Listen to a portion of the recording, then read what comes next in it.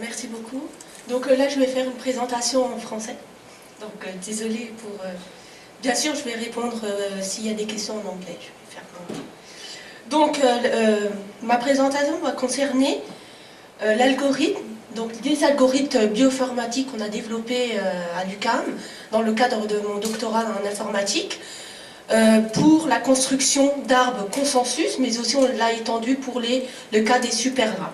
Donc dans un premier temps, je vais vous décrire qu'est-ce que c'est les arbres phylogénétiques et quel algorithme, quels critères que nous avons mis en place pour résoudre ce type de problème. Donc rapidement, c'est la présentation que je vais mettre en place pour cette présentation. Donc en introduction, simplement, clairement, qu'est-ce qu'un arbre phylogénétique? C'est un arbre qui représente l'évolution des espèces. Donc tout comme l'arbre réel, celui-ci présente des branches, des nœuds, mais aussi une racine. De plus en plus, l'arbre phylogénétique n'est plus représenté de cette manière. Donc c'est une représentation qui commence à être désuète, dans le sens où on doit représenter l'arbre phylogénétique sous forme de réseau. C'est-à-dire que de plus en plus, nous savons qu'il y a des transferts entre différentes espèces, et donc il y a des espèces qu'on dit hybrides, essentiellement dans les archéabactéries, des organismes unicellulaires.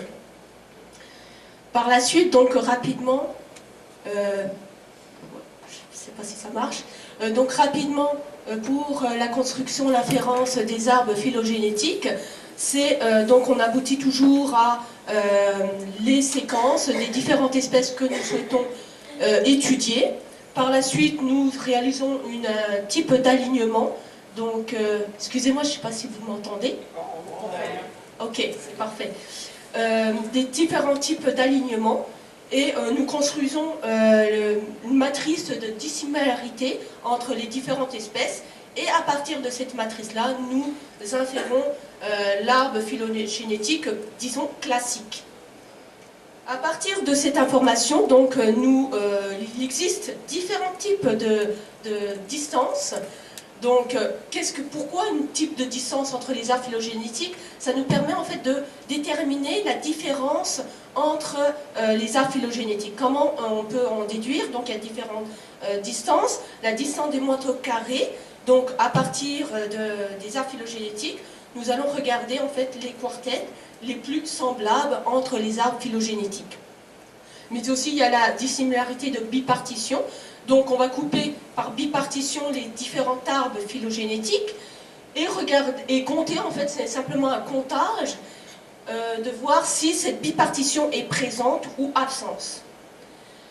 La distance donc des quartets, je ne vais pas en parler longuement, mais la distance de quartet, c'est simplement, on va, à partir de l'arbre de départ, par exemple celui-ci, nous allons couper quatre branches et regarder si ces 4 branches sont identiques à travers les arbres que nous avons en entrée. Donc par exemple ici, on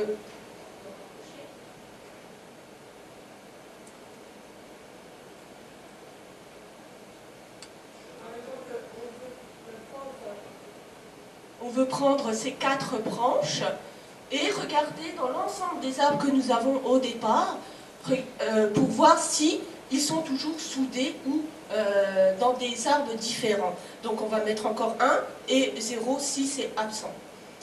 Donc nous, dans notre étude, nous nous sommes intéressés plutôt à l'arbre de Robinson et Fuchs, la distance de Robinson et Fuchs. La distance de Robinson et Fuchs, je vais vous l'expliquer plus tard. Pourquoi nous allons l'utiliser, et aussi à quoi ça correspond au niveau en termes de mesure. Donc le premier projet consiste en fait en développement d'un algorithme pour l'inférence des arbres consensus.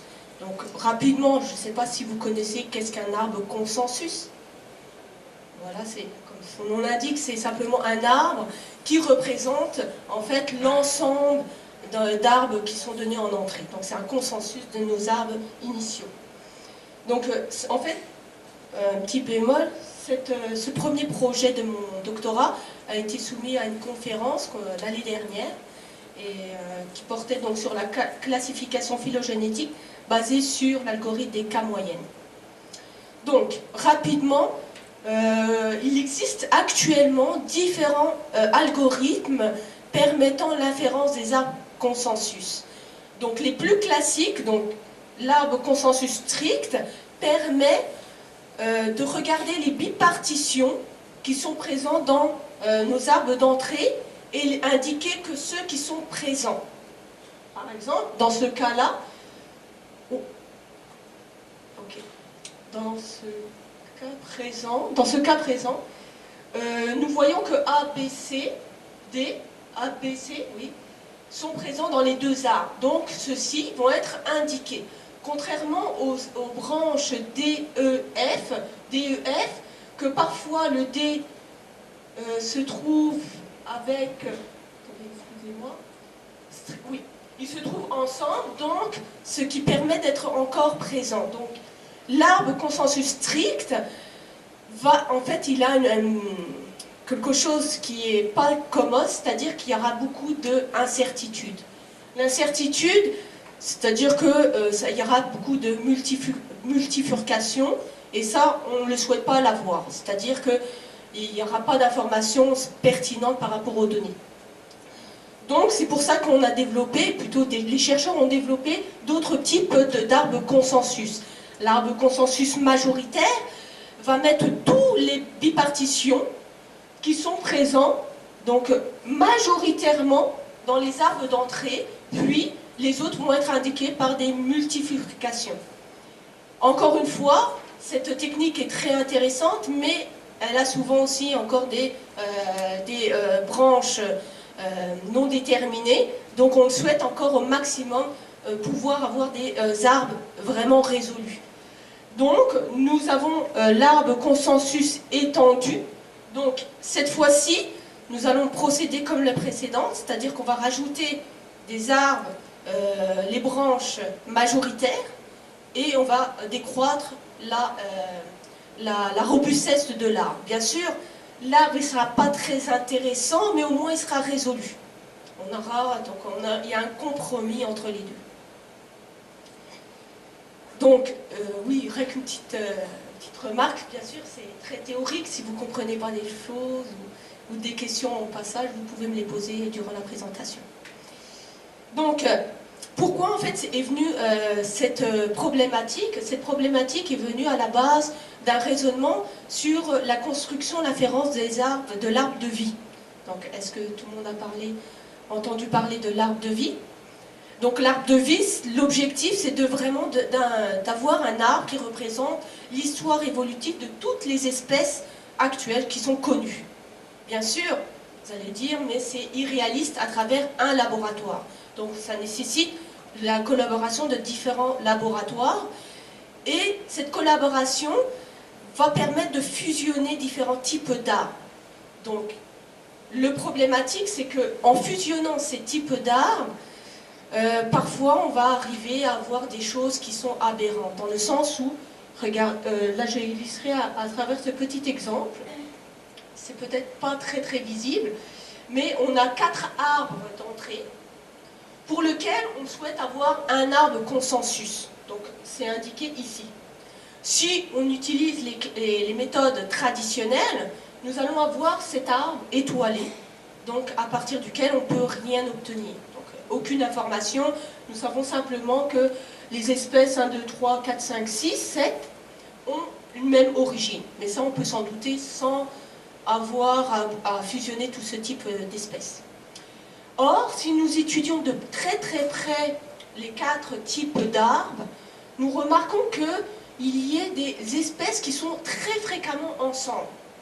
Par exemple, nous avons l'espèce 1 et 2 qui est présente dans les 2 types d'arbres, et l'espèce 1 et 3, 5 plutôt, qui est présente dans les 2. Donc ça serait intéressant de pouvoir en fait déterminer les espèces qui subissent la même histoire évolutive.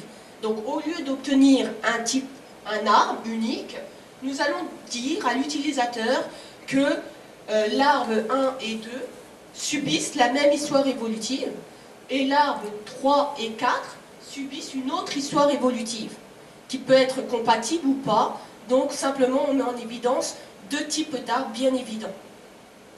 Donc notre algorithme va déterminer ceci, donc ces deux types d'arbres. Bien sûr, parfois il y aura des parties qui seront non résolues, mais au moins on pourra tirer au maximum d'informations sur les types d'arbres d'entrée.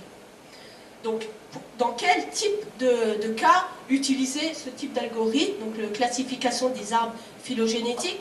C'est simplement pour le fait de voir que des gènes peuvent subir leur propre histoire évolutive. Donc il serait aberrant en fait, de forcer, en fait, de combiner leur histoire évolutive, c'est-à-dire de forcer qu'une pomme soit une orange, ou vice-versa.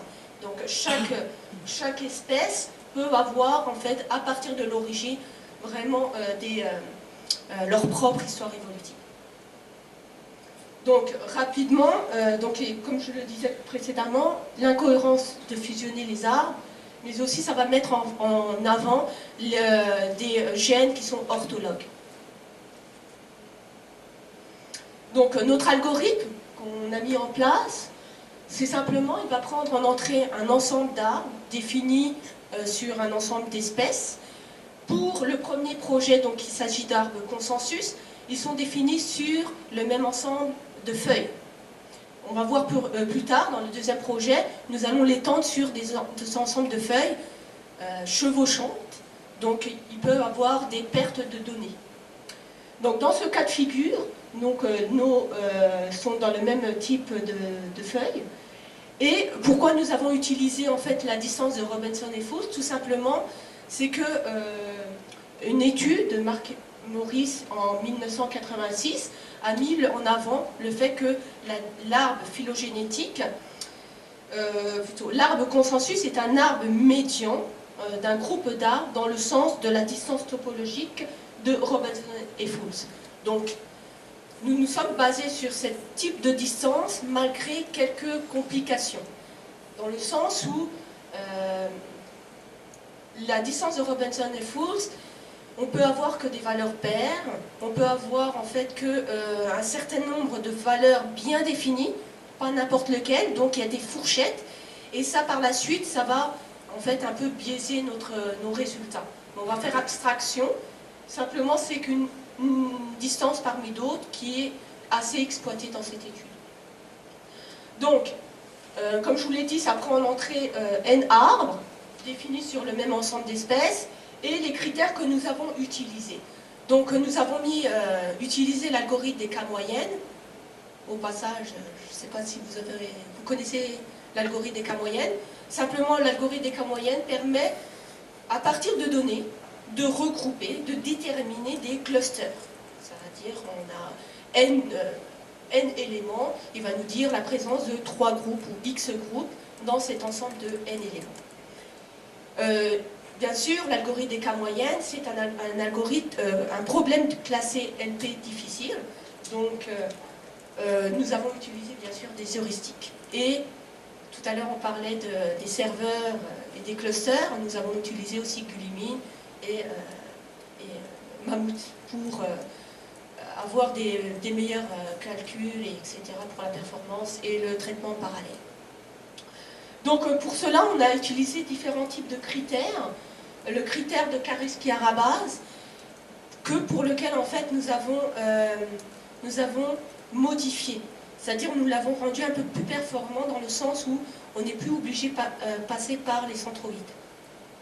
Ça demandait beaucoup de temps de formulation mathématique, mais on pense qu'on a mis la main dessus. Et enfin, notre fonction objectif, W, pour lequel on essaye encore une fois de optimiser notre critère. Alors, rapidement, donc l'algorithme des cas moyennes, comme je vous l'ai dit tout à l'heure, c'est simplement en fait un algorithme à partir de n éléments va permettre de partitionner en x groupes. Donc il va déterminer selon, souvent, la plupart du temps, c'est à travers des centroïdes. Ici, la distance que j'ai employée pour l'algorithme, c'est la distance de Robinson et Foust. Donc comme je vous l'ai dit, à quoi ça consiste? c'est une distance topologique. C'est-à-dire qu'elle va compter, par exemple, j'ai l'arbre T et l'arbre T', combien de mouvements il va me permettre à l'arbre T pour arriver à l'arbre T'. Par exemple, dans ce cas, il me faut 2 mouvements à partir de T pour arriver à T'. Donc le premier mouvement, c'est une fusion du nœud C vers le nœud D et E, et par la suite une séparation de l'élément E de groupe D et C. Donc à partir de là, ça me donne une valeur numérique pour laquelle nous allons normaliser. Par exemple, si je vous dis, il me faut 5 mouvements pour arriver de l'arbre T à l'arbre T', ça n'aura pas de sens. Et un autre mouvement, c'est de 10. Il faut, à un moment donné, normaliser. Nous allons le normaliser par la distance maximum entre les 2 types d'arbres. Donc, cette distance est bien connue, que je l'ai indiqué là, c'est 2n-6. Donc, comme je vous l'ai dit, je vais utiliser ces 2 types de critères. Donc, il y aura beaucoup de formules. Désolée. Donc, le premier critère que nous avons employé, c'est Karischi-Arribas. Je ne sais pas si vous l'avez entendu. C'est une valeur très employée en statistique et surtout qui est très employée pour l'algorithme des cas moyennes. Donc, c'est l'incontournable. Malheureusement, elle a un inconvénient, c'est-à-dire qu'au niveau algorithmique, je vais vous expliquer plus tard pourquoi, c'est qu'elle est très coûteuse. À la base, à l'origine, cette formule demandait de passer par un centroïde pour lequel j'allais calculer en fait chaque fois les distances entre le centroïde et les différents points. Donc ici, pour faire abstraction à ça, nous avons passé par d'autres passages, mais moins coûteuses, un peu plus rapides, on va dire ça. Donc, ici, premièrement, c'est le CB. Le CB, c'est la distance, comme je vous l'ai indiqué ici, intergroupe, c'est-à-dire que, par exemple, j'ai n éléments, et dans ces n éléments, mon algorithme va détecter 3 groupes. Il va regarder la distance entre chaque groupe, donc par paire d'éléments.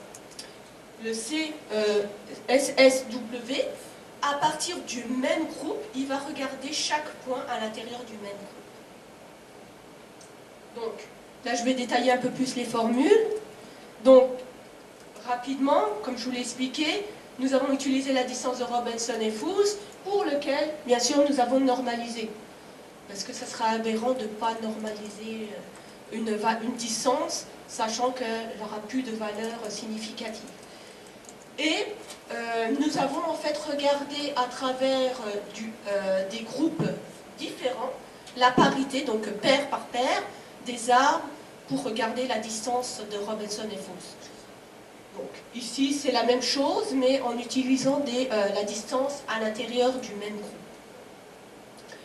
Donc une petite remarque, en plus que ça soit plus rapide que de passer par le centroïde, c'est que cette technique malheureusement elle a un biais dans le sens où, si je remonte plus haut, c'est qu'elle ne permet pas de détecter si nous avons un groupe.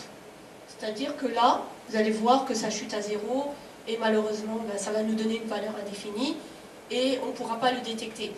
Par contre, il est possible que nos données d'entrée peuvent avoir en fait un même ensemble de groupes. Donc, c'est pour ça que nous avons développé la deuxième formule, W. Donc la formule W qui est un peu énorme, mais c'est simplement une forme de la distance intragroupe, pour lequel nous allons minimiser à chaque pas de notre algorithme.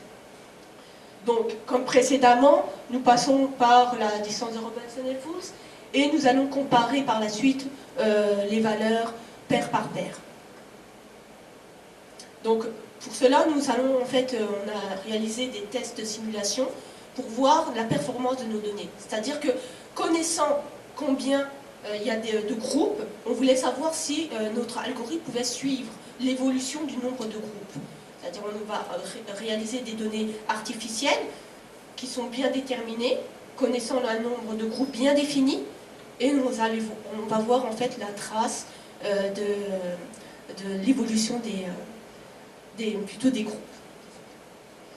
Alors, la première étape, comme je vous l'ai dit, nous avons généré un ensemble d'arbres phylogénétiques qui sont binaires, de façon vraiment random. Le petit bémol, je peux profiter pour vous dire, on a eu un petit problème technique, c'est-à-dire que en le faisant de façon trop random, ça nous permet de trop en fait détacher les arbres phylogénétiques. Donc là, on est en train de voir s'il n'y avait pas moyen de donner quelques bruits dans nos arbres qui soient de façon un peu plus ou moins proche. Par la suite, nous avons, à partir de ces arbres de référence, généré d'autres arbres qui sont plus ou moins proches selon un intervalle bien défini. C'est-à-dire, je sais que à partir de l'arbre T1 à l'arbre T2, il y a environ 10%, ici par exemple l'intervalle 1, 10% de bruit. Est-ce que je vais déterminer qu'ils sont dans le même groupe ou pas? Est-ce que par exemple à 10, entre 10 et 25, est-ce que je peux encore déterminer qu'ils sont dans le même groupe ou pas? Et je vais agrandir le bruitage. Donc pour voir la limite de mon algorithme. Donc simplement pour voir si notre algorithme arrive à suivre et quels critères peuvent être plus commodes à utiliser. Et enfin, on va simplement suivre l'évolution de nos différents critères, comme je vous l'ai dit tout à l'heure. Donc ça, c'est quelques résultats préliminaires. Comme je vous ai dit, je suis encore en train de modifier quelques données, quelques résultats, surtout par rapport aux arbres générés initiaux, parce qu'on ne doit pas voir vraiment aléatoirement, mais assez proche. Parce que aléatoirement, malheureusement, notre algorithme va les déterminer très efficace, et là, ça a un peu biaisé nos résultats. Donc ici, nous pouvons voir que, en fonction du nombre de feuilles,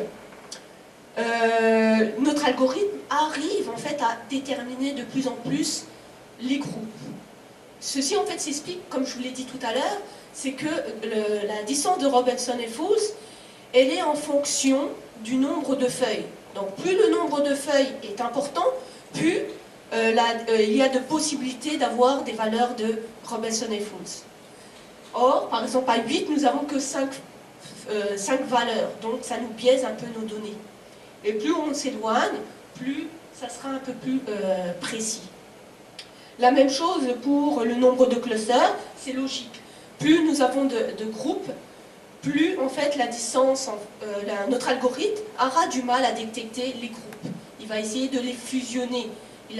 Peut-être que probablement que nos groupes vont être deux groupes qui vont être très proches. Il ne pourra pas savoir si cet élément appartient à ce groupe ou à l'autre, ou complètement ces deux groupes appartiennent dans le même élément.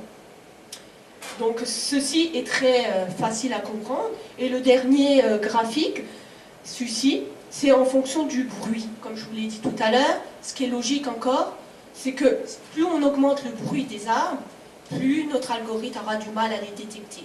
Nous, on voulait savoir jusqu'à quel seuil notre algorithme pouvait être performant. Donc ici, on peut voir environ à 50%, notre algorithme pouvait être encore efficace. Donc à 50% de bruit des arbres, notre algorithme pouvait détecter en fait les différents groupes. Donc, comme je vous l'ai dit précédemment, le premier projet, c'est sur les arbres consensus. Maintenant, on s'est intéressé en fait à élargir cette problématique sur les super arbres. Donc, autre question, je ne sais pas si vous avez entendu parler des super arbres. Les super arbres, c'est comme l'arbre consensus, mais simplement, il est défini sur des ensembles de feuilles partiellement chevauchantes. Et ceci, en fait, c'est un cas de plus en plus fréquent. Comme je vous l'ai dit, la construction de l'arbre de vie, entre deux laboratoires, il n'est pas nécessaire que ces deux laboratoires travaillent sur le même ensemble d'espèces. Ils peuvent travailler sur, disons, un sous-ensemble, les mammifères alpha, et l'autre, les mammifères alpha et bêta. Donc, il y aura une partie commune et d'autres parties qui seront en fait propres au laboratoire. Donc, ce cas de figure est de plus en plus en fait fréquent. Comme tout à l'heure, les méthodes traditionnelles donnaient uniquement un seul arbre. Nous, on s'est dit, comme la même problématique, il est aberrant de fusionner des éléments qui n'ont rien à voir ensemble. C'est-à-dire que des espèces qui ne subissent pas, en fait, des gènes qui ne subissent pas la même histoire évolutive. Donc il y a des espèces, des gènes plutôt, qui peuvent avoir leur propre histoire évolutive dès l'origine. Alors, rapidement, à travers l'historique des arbres consensus, comment on pouvait à l'origine y inférer. Simplement, au départ, dans le passé, donc Gordon en 1986 a mis l'avant qu'on faisait simplement imbriquer les différents arbres en entrée.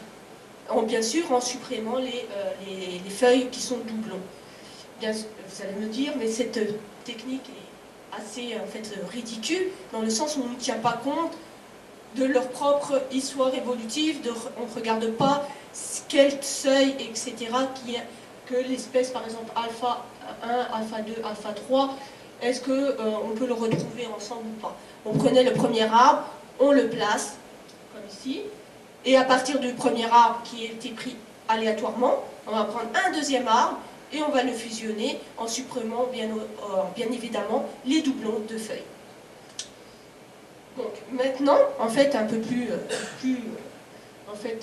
par rapport à des approches bayésiennes, on infère à partir des arbres d'entrée la matrice de parcimonie, et à partir de cette matrice-là, nous inférons le superarbre. Donc, bien sûr, il y a des espèces qui appartiennent à un arbre, qui n'appartiennent pas à l'autre. Dans ce cas de figure, il faut au moins un certain nombre de feuilles qui sont communes.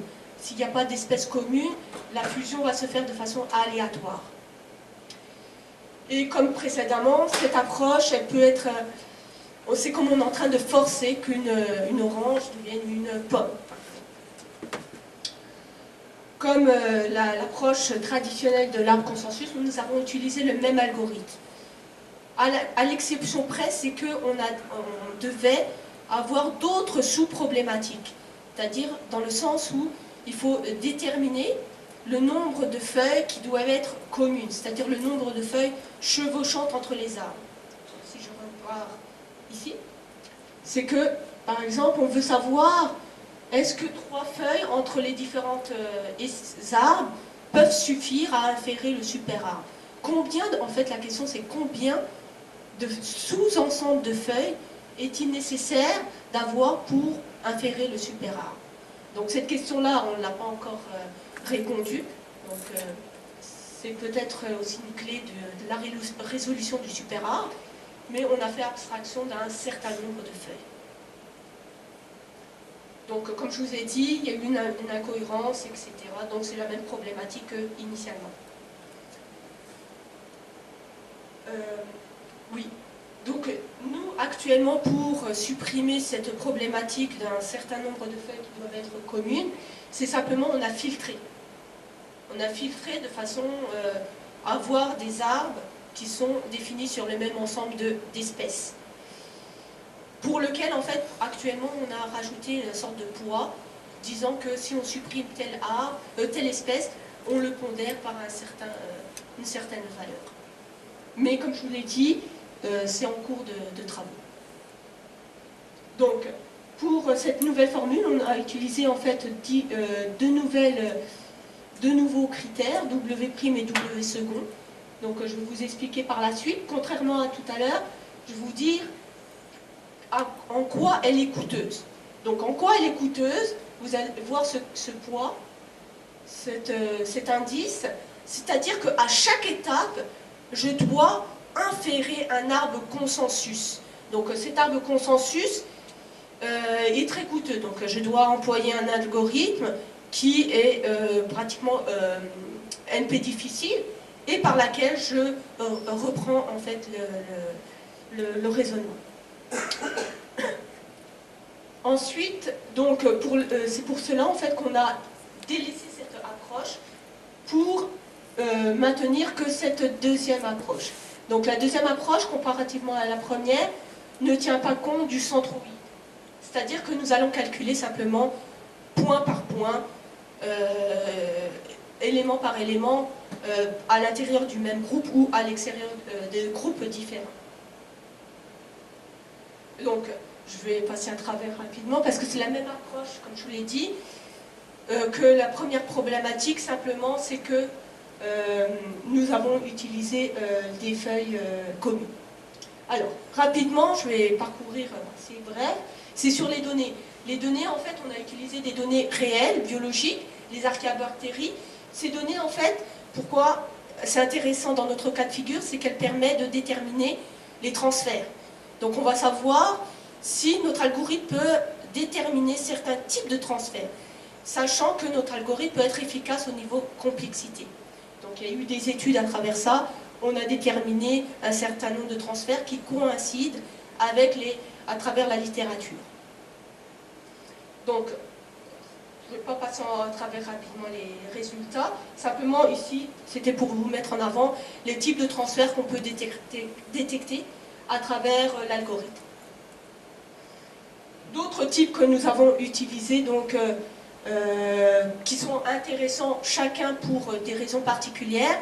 Donc ici, un certain nombre d'espèces, connaître l'origine de certains types d'espèces, et les mammifères pour voir au niveau géographique, est-ce qu'on peut déterminer si ces espèces sont ensemble ou pas. Et la dernière type de données que nous allons utiliser, c'est des données biolinguistiques. Donc, pourquoi? Quel est le lien avec la biologie? C'est qu'en fait, à travers notre algorithme, on va essayer de résoudre la problématique de l'origine des langues indo-européennes. C'est-à-dire qu'actuellement, deux types d'origine se confrontent. L'hypothèse Kurgan, qui situerait l'origine des langues indo-européennes plus en Russie, alors que l'hypothèse anatolienne situerait l'origine plus dans l'ancienne Turquie. Actuellement, par les auteurs Green et Atkinson, qui a rendu cette étude très populaire et très employée, très étudiée, a mis plus en avant la deuxième hypothèse anatolienne. Donc notre objectif, c'est de dire quel type d'hypothèse on peut mettre en avant à travers notre algorithme.